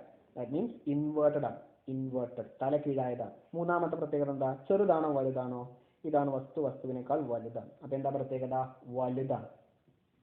അപ്പൊ എന്തൊക്കെയാ പ്രത്യേകതകൾ കിട്ടിയത്? എല്ലാവരും പറഞ്ഞോ, എന്തൊക്കെയാ പ്രത്യേകതകൾ കിട്ടിയത്? യഥാർത്ഥമാണ്, തല കീഴായതാണ്, വലുതാണ്. Image is real, inverted and large. Okay, ഇതാണ് നാലാമത്തെ ചിത്രം. ദെൻ അഞ്ചാമത്തെ ചിത്രം നോക്കൂ നിങ്ങൾ, വളരെ പ്രധാനപ്പെട്ടതാണ്. അഞ്ചാമത്തെ സിറ്റുവേഷൻ ഏതായിരുന്നു? Object is placed at focus. വസ്തു എവിടെയാണ് വെച്ചത്? ഫോക്കസിലാണ് വെച്ചത്. Object is placed at focus. അപ്പൊ ഇമേജ് എവിടെ ഫോം ചെയ്തത്? Image at infinity. അനന്തതയിലാണ് പ്രതിബിംബം രൂപപ്പെട്ടത്. കണ്ടോ? ഇവിടെ ഒന്നും പ്രതിബിംബമല്ല, അനന്തതയിലാണ്. കണ്ടോ? ഇവിടെയും നമുക്ക് രണ്ട് പ്രകാശരശ്മികൾ ആവശ്യം. ഒന്നാമത്തെ പ്രകാശരശ്മി സമാന്തരമായി സഞ്ചരിക്കുന്നു, ലെൻസിൽ തട്ടുന്നു, ഫോക്കസിലൂടെ കടന്നു പോകുന്നു. First beam of light travel parallel to principal axis and hits on the lens, passes through focus. Second beam of light passes through pole and nothing will happen. രണ്ടാമത്തെ പ്രകാശരശ്മി ഏതിലൂടെ കടന്നു പോകുന്നു? പോളിലൂടെ കടന്നു പോകുന്നു. ഈ രണ്ട് ബീം ഓഫ് ലൈറ്റും കൂട്ടിമുട്ടുന്നുണ്ടോ? ഇല്ല, അവർ കൂട്ടിമുട്ടുന്നില്ല. അതുകൊണ്ട് ഇമേജ് ഫോർമേഷൻ നമുക്ക് വരക്കാൻ പറ്റില്ല. അതുകൊണ്ട് നമ്മൾ പറയുന്നു ഇമേജ് എവിടെയായിരിക്കും ഫോം ചെയ്തിട്ടുണ്ടാവുക? അറ്റ് ഇൻഫിനിറ്റിയിലാണ്, അനന്തതയിലാണ്. അതുകൊണ്ട് അതിൻ്റെ പ്രത്യേകത നമ്മൾ നോക്കേണ്ട ആവശ്യമുണ്ടോ? നോക്കേണ്ട ആവശ്യമില്ല. അതിൻ്റെ പ്രത്യേകതകൾ നോക്കേണ്ട ആവശ്യം നമുക്കില്ല. കാരണം ഇമേജ് നമുക്ക് ഫോം ചെയ്യാൻ പറ്റില്ല. ദെൻ ലാസ്റ്റ് പിക്ചർ, ആറാമത്തെ ചിത്രം, വളരെ പ്രധാനപ്പെട്ട ആറാമത്തെ ചിത്രം, ലാസ്റ്റ് കോൺവെക്സ് ലെൻസിന്റെ ലാസ്റ്റ് ഏതായിരുന്നു? Object is placed between F and P. ഇതാണ് പി. ഇവിടെ ഒ എന്നാണ് കാണിച്ചിട്ടുള്ളത്, അത് പി ആണ്, പോളാണ്. പോൾ മീൻസ് ഒറിജിൻ, ലെൻസിന്റെ കേന്ദ്രം പി. വസ്തു എവിടെയാണ് വെച്ചിട്ടുള്ളത്? ഈ കറുപ്പ് നിറത്തിലുള്ളതാണ് വസ്തു കേട്ടോ. വസ്തു എവിടെയാണ് വെച്ചിട്ടുള്ളത്? എഫിനും പിക്കും ഇടയിൽ. Object is placed between F and P. നമ്മൾ കണ്ടു കഴിഞ്ഞു എവിടെയായിരുന്നു ഈ ഇമേജ് ഫോം ചെയ്തത്? On the same side of object. കണ്ടോ, ഒബ്ജക്റ്റിന്റെ അതേ സൈഡിൽ തന്നെയാണ് ഇമേജും ഉണ്ടായിട്ടുള്ളത്. Object is placed F and P. Image is formed on the same side of the object. പ്രതിബിംബം എവിടെ ഉണ്ടായിട്ടുള്ളത്? വസ്തു എവിടെയാണോ വെച്ചത്, വസ്തു എഫിനും പിക്കും ഇടയിലാണ്. വസ്തു വെച്ച അതേ വശത്താണ് പ്രതിബിംബവും രൂപീകരിക്കപ്പെട്ടിട്ടുള്ളത്. അപ്പൊ ഒന്നാമത്തെ പ്രത്യേകത മനസ്സിലാക്കാം. എന്താണ് ഒന്നാമത്തെ പ്രത്യേകത? വസ്തു വെച്ച അതേ സ്ഥലത്ത് തന്നെയാണ് പ്രതിബിംബം ഉണ്ടായിട്ടുള്ളത്. എന്താണ് പ്രത്യേകത? മിഥ്യയായിരിക്കും. The image is virtual. അപ്പൊ ഒന്നാമത്തെ പോയിന്റ് കിട്ടി. എന്താണ് ഇമേജിന്റെ ഒന്നാമത്തെ പ്രത്യേകത? വിർച്വൽ. ഇനി രണ്ടാമത്തെ പ്രത്യേകത, ഇതുവരെ നമ്മൾ കണ്ടതൊക്കെ തല കീഴായതായിരുന്നു, എന്നാൽ ഇതോ നിവർന്നതാണ്. അല്ലെ, നമ്മൾ നേരത്തെ കണ്ടു കഴിഞ്ഞ ഇമേജുകളൊക്കെ ഇൻവേർഡ് ആയിരുന്നു, എന്നാൽ ഇതെന്താണ്? ഇറക്റ്റാണ്. ഇനി വലുപ്പം നോക്കൂ, വളരെ വലുതാണ്, എൻലാർജ്ഡ് ആണ്. അപ്പൊ എന്തൊക്കെയാണ് ഇമേജിന്റെ പ്രത്യേകത? What are the properties of image? എന്തൊക്കെയാണ്? മിഥ്യയാണ്, നിവർന്നതാണ്, വളരെ വലുതാണ്. Image is virtual, erect and enlarged. ഇനി ഈ പിക്ചർ എങ്ങനെ വരയ്ക്കുക? നോക്കൂ നിങ്ങൾ, ഈ പിക്ചർ വരക്കാൻ വളരെ സുഖം. ആദ്യം പ്രിൻസിപ്പൽ ആക്സിസ് വരക്കുന്നു, ലെൻസ് വരക്കുന്നു, ഒക്കെ വരച്ചതിന് ശേഷം ഒബ്ജക്റ്റ് വരക്കുന്നു. ഒന്നാമത്തെ ബീം ഓഫ് ലൈറ്റ് പ്രിൻസിപ്പൽ ആക്സിസിന് സമാന്തരമായി സഞ്ചരിക്കുന്നു. മുഖ്യ അക്ഷത്തിന് സമാന്തരമായി സഞ്ചരിച്ച് ഏതിലൂടെ കടന്നു പോകുന്നു? ഫോക്കസിലൂടെ കടന്നു പോകുന്നു. ഓക്കെ. രണ്ടാമത്തെ ബീം ഓഫ് ലൈറ്റ് ഏതിലൂടെ കടന്നു പോകുന്നു? പോളിലൂടെ കടന്നു പോകുന്നു. ഇവ രണ്ടും ഇവിടെ വെച്ച് കൂട്ടിമുട്ടൂല, കാരണം ഇതിങ്ങനെ അകന്നു പോവുകയാണ്, ഇതിങ്ങനെ അകന്നു പോവുകയാണ്.